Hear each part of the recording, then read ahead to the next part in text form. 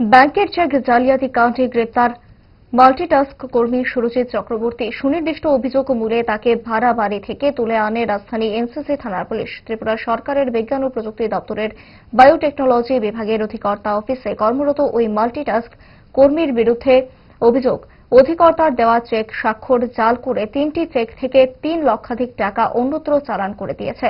ঘটনার নজরে আসতেই দপ্তরের ডিডিও দাশু চাকমা সুরজিৎ চক্রবর্তীর বিরুদ্ধে থানায় লিখিত অভিযোগ জানান।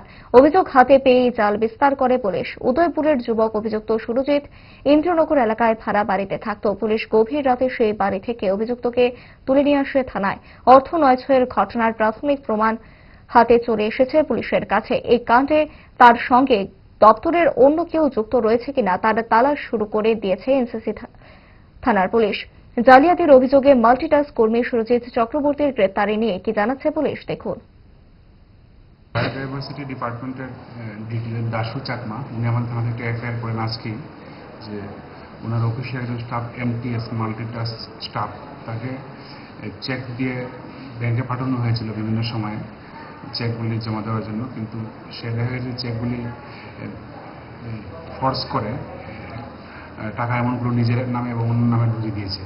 তো সেই বিষয়ে একটা এফআইআর রেজিস্টার হয়েছে। আপাতত 3,16,000 টাকা মানে হেরফের করেছে এবং পাওয়া গেছে। এটা অ্যামাউন্ট আরো বাড়তে পারে, তদন্তে আস্তে আস্তে বোঝা যাবে।